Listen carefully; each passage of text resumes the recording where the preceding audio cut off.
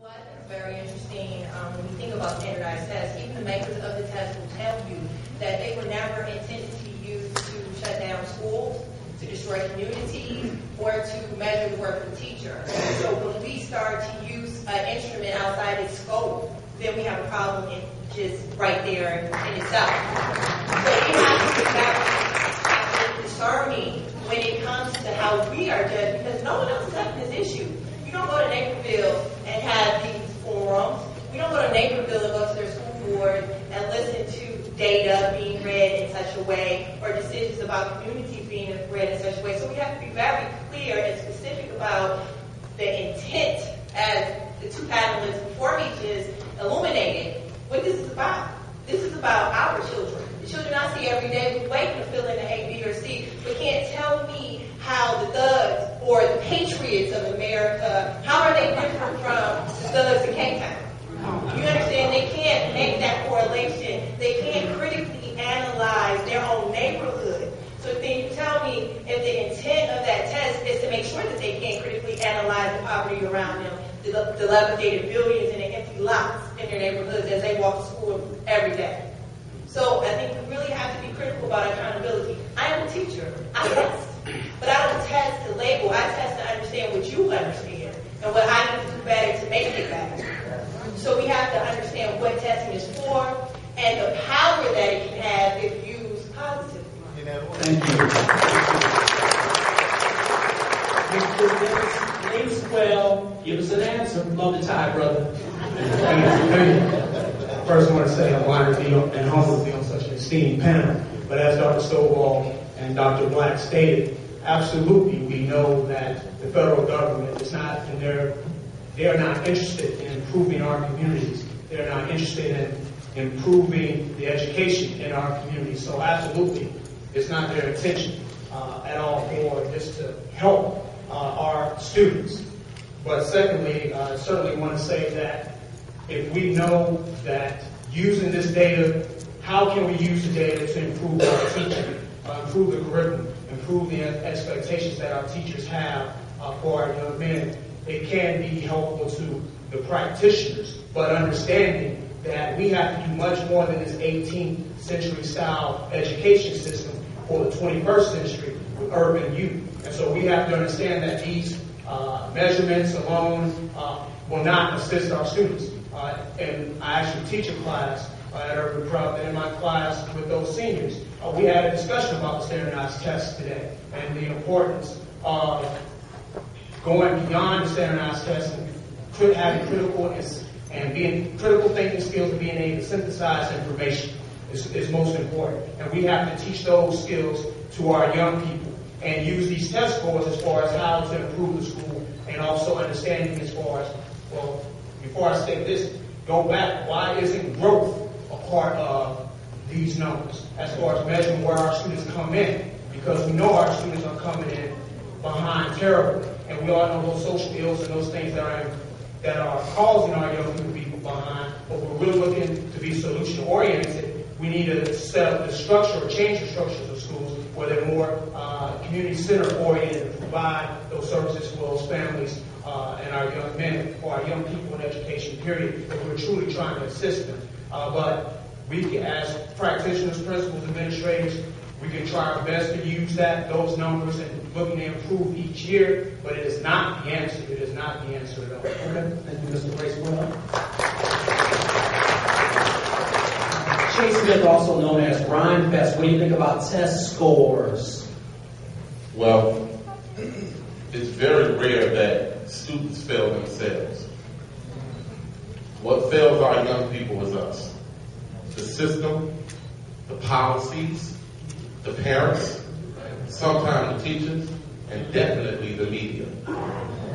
Fails our students. Do I think data is important? Yes, data is important. I think one of the things we need to ask ourselves is how can a student come in from Africa and test better than our student who's been here?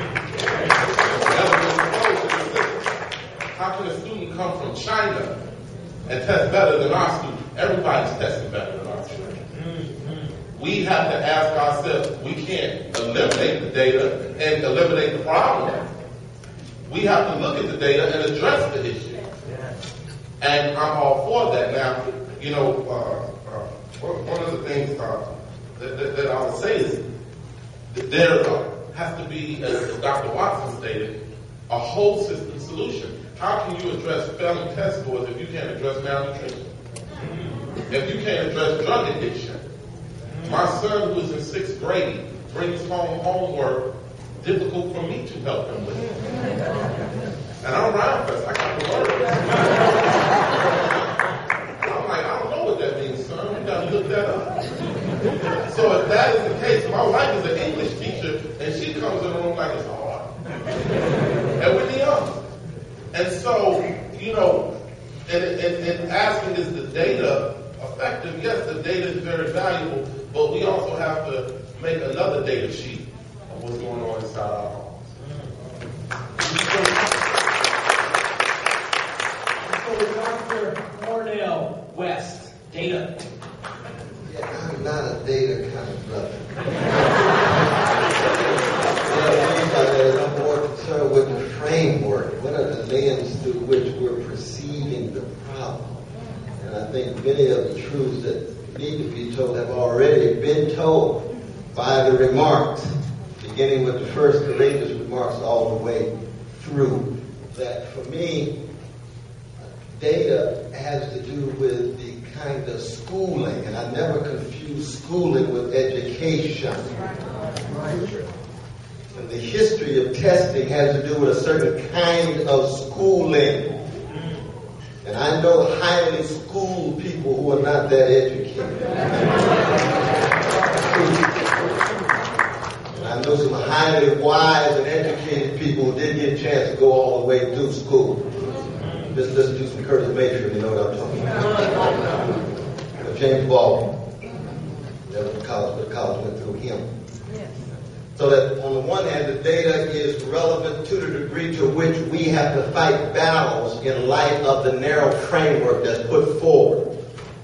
Given the institutions that have enacted a whole-scale neglect and abandonment of poor people and working people, disproportionately black, brown, and red.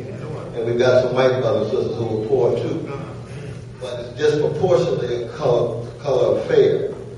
Now, given that, what does that mean? I mean, for me, it means that we have to work on two levels. On the one hand, we have to ensure that our young people have enough self-confidence and self-respect so that they're able to work through the schooling system that was not designed for them to flourish and flower. But at the deeper level, which is education, and that has to do with courageous reflection and active listening so that you become an agent in a society to change that society. The last thing we want is a highly effective schooling system that produces people who are well-adjusted to injustice. Because they just become more clever, they become more smart. And the cleverness and smartness has never impressed me. I want to know what kind of courage do you have? Wait, Dr. West, now I'm not cutting you off, but I want you to say that once more. Because that statement, wow, it went over my head and then it came back and slapped me back. So, I gotta cut you off quickly, but could you say that once more about being adjusted to injustice? Exactly.